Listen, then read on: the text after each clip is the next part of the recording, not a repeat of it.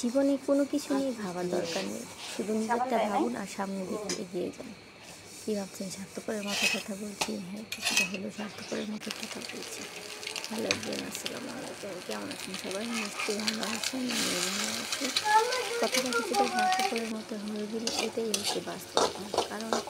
কারণ মানুষের জন্য খুব আর্থিকভাবে বলেন, মন দিয়ে বলেন, খুবই মানুষকে সাহায্য সহযোগিতা করার চেষ্টা করে, কিন্তু সেটা হচ্ছে মানুষের মনেই রাখে বা কতক্ষণ আর সেটার মূল্য দেয় বা কতক্ষণ।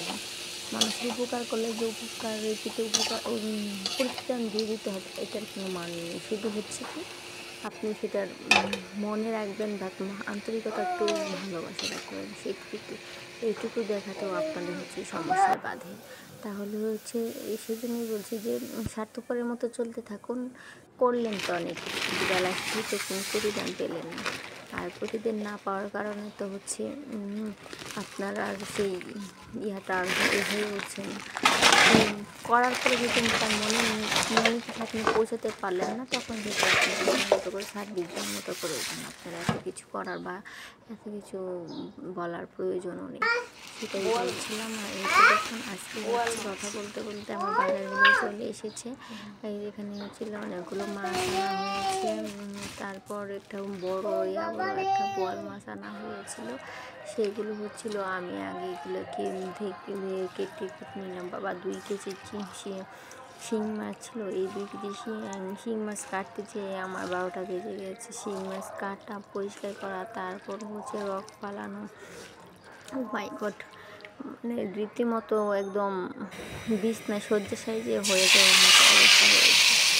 তারপর হচ্ছে এখানে কতগুলো ডিম হয়েছিল, তাই আমি সকালবেলা আলু ভাজি করার জন্য আলু ভাজি কেটেছিলাম। তারপর এখানে যে আলু ভাজি বেশি হয়ে গিয়েছিল, তখন আমি সেখান থেকে আলু ভাজি রেখে দিয়েছিলাম। তারপর এখানে যখন দেখলাম যে মাছের ডিম হয়েছে, তখন ভাবলাম যে সেই আলুগুলো দিয়ে এই মাছের ডিমটাকে ভাজি করে ফেলা যায়, তাহলে তো দুপুরে খাওয়াও হয়ে যাবে। তারপর হচ্ছে আলুগুলো আমার শেষ হয়ে যাবে। যেই কথা সেই কাজ। আমি এখানে পেঁয়াজ, সকল কিছু হলুদ, মরিচ, ধনিয়া, আদা, রসুন বাটা সকল কিছু দিয়ে মাখিয়ে নিয়েছি। মাখিয়ে তেলটাকে গরম করে হচ্ছে আমি তেলটা দিয়ে তেলের মধ্যে দিয়ে দিয়েছি। মাছের ডিম ভাজি করার বিশেষত্ব হচ্ছে মাছের ডিমে কিন্তু তেল বেশি দিতে হয়। তেল একটু বেশি দিলে মাছের ডিম ভাজিটা খেতে ভালো লাগে। আর অল্প তেল হলে শুকনো থাকে, আর সেটা হচ্ছে খেতে একদম ভালো লাগে না। তারপর হচ্ছে এখানে বোয়াল মাছ রান্না করবো। এই জন্য হচ্ছে বোয়াল মাছটা আমি এখানে সুন্দর করে ভেজে নিচ্ছি। আর বোয়াল মাছটা হচ্ছিল জামালু দিয়ে রান্না করবো, সেই জন্য বোয়াল মাছের লেজটা দেখুন কত বড়।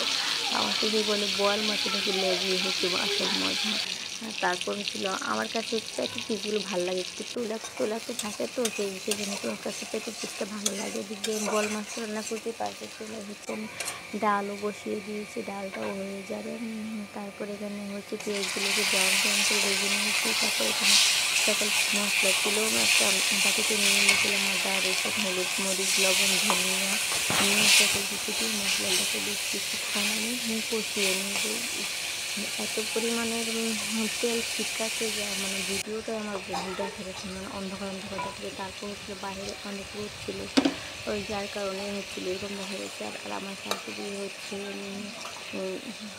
বোয়াল মাছ খায় না, এই জন্য তার জন্য কয়েকটা শিং মাছ ভুনা করে দিচ্ছি, কয়েক পিস। আর আমাদের জন্য হচ্ছে বোয়াল মাছটা রান্না করবো। একটু মশলাটা আমার কষানো হয়ে গিয়েছে।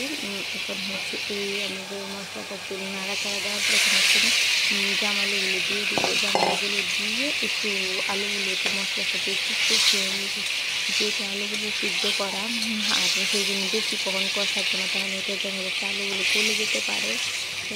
সেই জন্য এখানে হচ্ছে আলুগুলোকে একটু ভালো করে কষিয়ে নিলাম।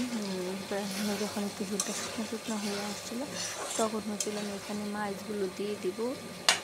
এই মাছের তরকারিটা হচ্ছে শীতকালে খেতে বেশি ভালো লাগে, গরম গরম ধোয়া ওঠা বাদ দিয়ে এরকম গরম গরম বোয়াল মাছের তরকারি বা শিং মাছের তরকারি বলেন, শীতের দিন খেতে বেশি ভালো লাগে।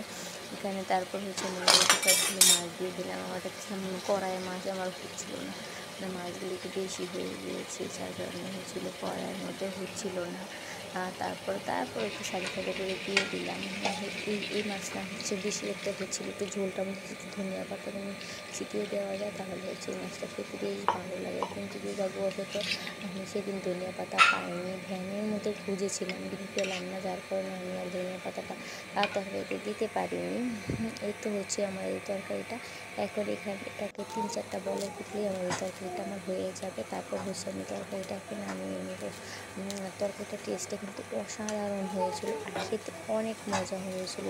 বিশেষ করে ঝোলটা বেশি ভালো লেগেছিলো আমার কাছে। আমি তখন ধনিয়া পাতাকে খুব বেশি মিস করছিলাম, যে একটু ধনিয়া পাতা হলে তরকারিটা খুব ভালো হতো। এখানে এটা শীতকালে হচ্ছে টমেটো ধনিয়া পাতা দিয়ে রান্না করলে কিন্তু খুবই খেতে মজাদার হয়। আর এই যে আমি এখানে সব বাটিতে সবার জন্য একটু সার্ভ করে নিয়েছিলাম। তারপরে হচ্ছিল আমি এখানে একটু ভেন্ডি ভাজি করছিলাম। যে ভেন্ডি ভাজি করলে হচ্ছে 2-3 পদ ছাড়া হচ্ছে খেতে সবারই ভালো লাগবে। ধন্যবাদ।